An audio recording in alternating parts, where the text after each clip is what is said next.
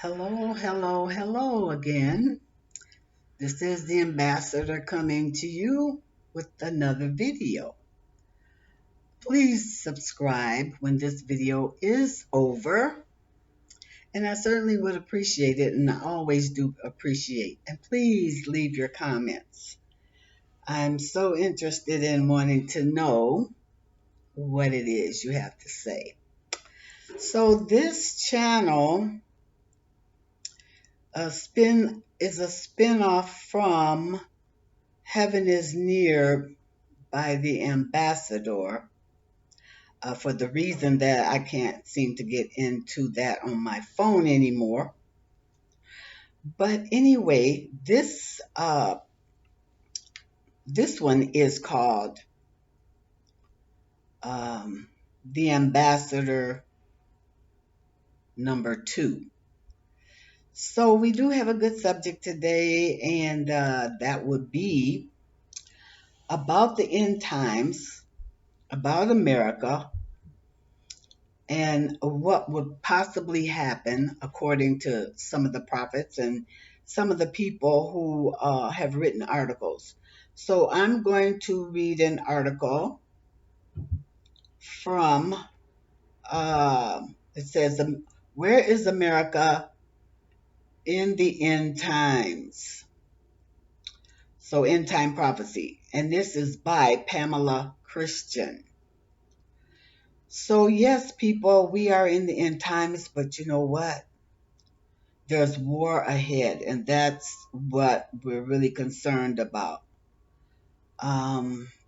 According to the book of Daniel and some of the other books of the Bible, speak about this end time war. And I have also seen a vision of an end time war. So I hope war doesn't come to this country, ground troops on this country, but from what I can tell, it's almost inevitable. So, today, Syria is suffering, which may be a fulfillment of Isaiah 17:1. Behold, Damascus will cease to be a city and will become a heap of ruins.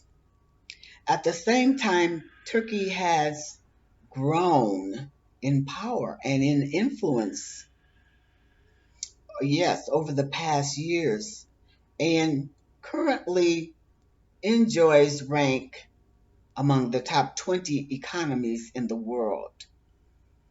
We, as the United States, need to keep our economy up and not play games about it, because I don't think it's all as good as they claim it is. Maybe for some people, but not for the majority. Now, it's only logical that they have something in common, which is their power. And that is Turkey, Syria, and Iran. Okay, so in the past years, currently, they've been enjoying a great economy.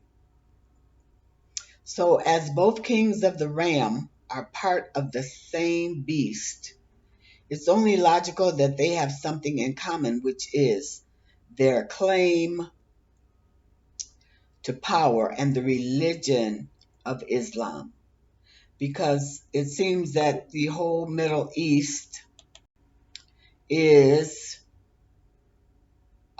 pretty much that religion. And Turkey has become more Islamic and anti-democratic thanks to President Erdogan, whose stance makes it clear Turkey will never become a member of the European Union. So this will, she thinks, potentially lead Turkey to look for other allies, and they will find them. So, Iran is a Shiite country, but during a conference in 2014, President Erdogan expressed that all Muslims are brothers, and the conference was meant to overcome the differences between the Sunnis and the Shiites. In April 2015, reporting on Erdogan's visit in Tehran, it was stated Iran and Turkey demonstrate unity. At one point, I thought that Turkey was our ally, but as far as this article goes, it seems like that they're more leaning toward Iran. Looking at the geography between Turkey and Iran, we see two countries share a border, reminding us of the words from Daniel chapter 8, where prophecy states the Medo Persian Empire, the Ram, is going to wage war against the north, south, and the west. North of this kingdom are Armenia, Azerbaijan, Turkmenistan, Uzbekistan, and so on. South of this country lie Syria, Iraq, Saudi Arabia, and Israel. Waging war, this says, Waging War with the West is the title. And I'm going to read what it says by the author. As the Ram is going to wage war against the West, let's consider what countries lie west.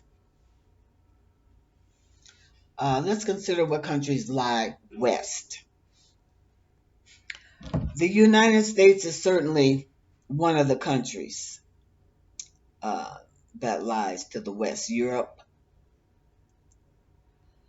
So, people, war is almost inevitable. There's going to be a war in America. And as one of the other prophets said, that they want to be somewhere else when the bombs start hitting here.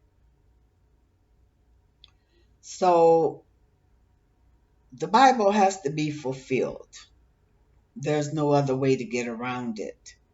But we do have to know the season and the times that these things are going to happen. And it seems as if those times are very, very near.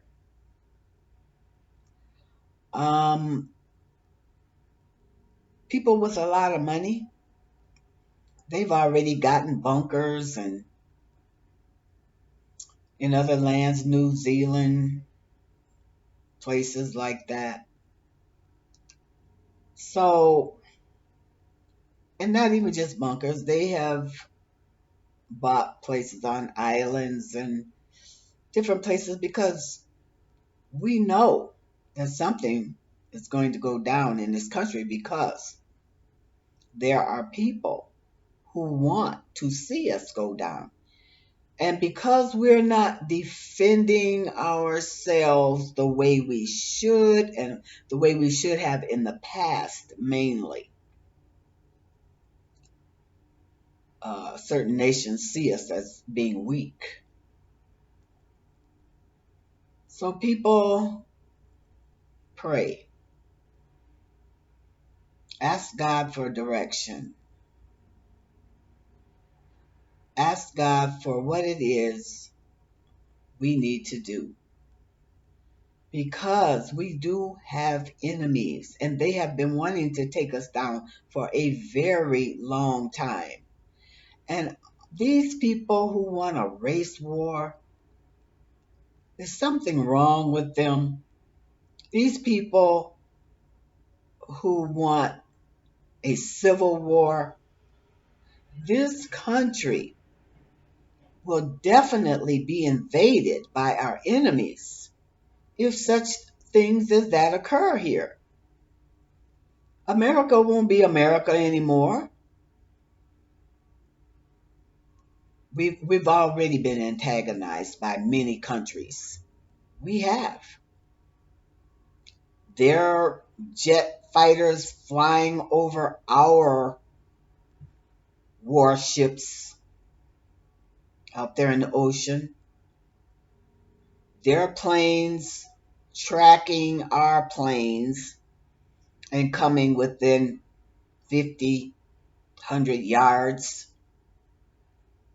They have been antagonizing us for a while. Now they've just shot down the second drone. I think that was which one? Syria, Libya, one of them. They just shot down another drone.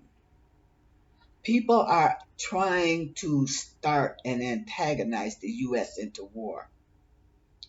And if we think we're going to have a civil war and then stand as a country after that, it takes all of us to fight a war.